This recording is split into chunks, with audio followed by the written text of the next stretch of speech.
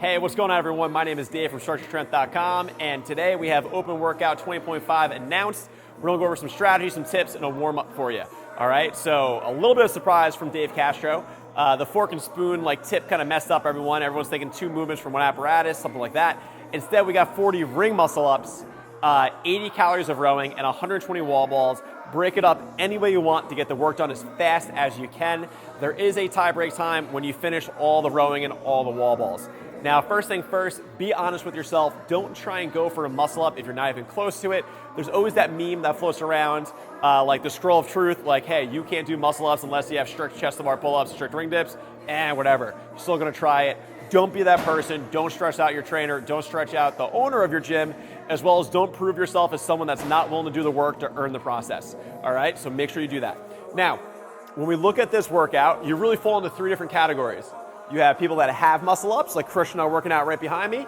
We have people that sort of have muscle ups, and then we have people that don't have any muscle ups at all. All right, now, so for my friends that have muscle ups, the question is, have you ever done muscle ups and wall balls together? Have you ever done muscle ups with a shoulder fatigue movement, like clean and jerks, something of that nature, because it's way different than you realize. Christian over here loves the combination of doing wall balls into something like handstand walking or muscle ups. He is jacked for this workout. He knows what it feels like. If you've never done that combo of muscle ups and something shoulderly like wall balls, get ready for it. It is a bit of surprise. So if I was you, if you have muscle ups, I would start off with not a max set, but something pretty close to it. So like if you can do 10 muscle ups, I would start with like 7 or 8, go over to wall ball, or go over to the rower, then go over to wall balls, if that you believe that works best for you after the muscle ups. Now, for someone like me, we're like, hey, who knows when I have muscle ups? That kind of changes the story. We'll get to that next. But now, if you're looking at this, you're like, I have muscle ups. I've never done wall balls into muscle ups. You might want to go muscle ups, wall ball, then row. Give your shoulders a little break before you get back to those muscle ups. So that makes sense. If you sort of have muscle ups, guess what? You're doing the same thing. You are starting with muscle ups, then going to wall balls, then going to the rower, because we want you to have that break before you get back to the muscle ups. Don't fry out. You don't want a lot of missed reps. And the reason why I'm saying that is that you'll put just as much energy into a missed rep as a made one, and that adds up over time. Waste a bunch of time, waste a bunch of energy. So you want good, clean reps on muscle ups. Just by doing ring muscle ups, you separate yourself from most of your friends at the gym most likely, and most of the people sign up for the open. Now, when it comes to those people who don't have muscle ups, start on the wall balls, go big and burly out of the gate. Now, for some of you, that might be 20, some might be 40, some might be 50. So in my mind, when I do a workout like Karen, 150 wall balls, I try to start with a set of 50. And this workout, I might start with like a set of 35 to 40. I don't mind rowing tired. That's not a big deal to me. But I'm going to try and bang out those wall balls pretty quickly. Now, if you're someone who are like, wall balls, you hate them. Man, rowing, I hate.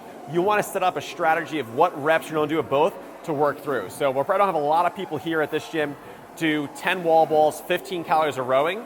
That's 8 sets of that. And then end up, because that's 140 if we do the math correctly on the rowing, you end up doing the 7th round of rowing and then the 8th round of wall balls, no more rowing after that. And that's a nice way to kind of break it up mentally. It keeps you on a path, keeps you switching. Especially if you did last year's open, you now know what that combination feels like, where to push it. No matter where you fall in this category, right? Pick what you're planning to go big on, and then figure out what you're going to use to pace yourself to go big in another set of it, whether it's muscle ups or wall balls. And you want to pace it so you can kick butt in the final third of the workout. Don't pace it or don't go out so hot that you have no juice left, because at the end, when you really slow down on rowing, or you start taking those 20, 30-second breaks on wall balls, it is really going to add up over time. So you want to pace to kick butt in that final third. Now, if you're out there, you got muscle ups, remember, this whole workout is about managing shoulder fatigue. Where can you push? Where do you have to take that little extra rest? We don't want to miss muscle ups and then burn energy and burn time. I didn't watch Annie Thorisdottir or Patrick Vellner, as I missed my hand right there. Vellner or Annie Thorisdottir do it. I know that they both started on muscle ups. I don't know how many they did, but if you got them, show your stuff. This workout's a great workout to show all the stuff you've been working on all year round. Now, when it comes to a warm-up, this warm-up's a little intense.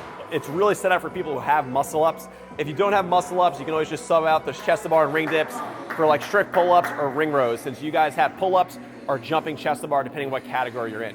Here at this gym, CrossFit Store, New Jersey, anyone that can do wall ball to the RX height and weight, you are going to RX in it, because personally, for me, the average athlete, muscle ups are cool.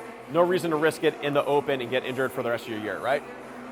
So we have 3 rounds, increasing in intensity. Sorry, I just saw Christian doing muscle ups behind me. I'm jacked because he's going to finish the workout. 3 rounds, increasing intensity, rowing 45 seconds. So first round is chill, second round is a little faster, third round is faster than what you're planning to do in the workout. Next, we get into 5 Scap pull-ups. That's literally just hanging from the pull-up bar and pulling through your shoulders only, not your elbow. Next, we have a 20-second tabletop hold. I'll show that in a second. 10 alternating groaners. If you've ever watched my videos, you know what that is. 5 strict ring dips, 5 strict chest to the bar, then 5 1 1/4 wall balls. All the 1 1/4 wall ball is, if we look at Krishna doing wall balls right now, at the bottom, you would go up and down short again. So you go down, up a little bit, back down. The whole goal is to warm up your knees, get your patellar tendon, everything ready for all that dynamic loading that's gonna happen in the workout. And then we're gonna do some muscle up work, working on our ring swing, because when you get tired in this workout, if your ring swing isn't there and isn't sure, if you haven't been practicing and fatigued, that goes away, then you start muscling the muscle up and you start missing reps, okay? We see a lot of people, once they get fatigued, they stop extending and building load in that backswing, shortens it up, makes them have to pull extra early. They get stuck right here with the rings instead of coming up nice and high. And then we'll start drilling that transition, so that way we're ready for it, we're primed, we're good to go. Now, this tabletop hold, we use it here a lot for when we do push-ups, when we do dips. It's really just to load up that end range of the dip, of the bottom of the push-up, to make sure that we own that space and we're loading it isometrically with no dynamic motion before we get into that muscle up. So the warm-up, all of it should make sense to you. The tabletop, all that is, as I get onto the ground, I'm gonna put my hands behind me, squeeze my hips up, and go as high as I can, oh, tight right now, and hold for 20 seconds. The goal is to get your hips and shoulders lined up, all right? So that is 20.5. Know your shoulder fatigue, know you're pacing early so you don't burn out the end. If you got muscle ups, now's your time to show them off. Decide where you don't go big on, let's kick butt, end of the open. Make sure next week you start setting goals for next year. Now, in this open, if you're struggling with strength, check out below, we got a program for you. We don't want strength to be your weakness. Our goal is to get you strong so you can do what you want to do in life. Talk to you guys soon.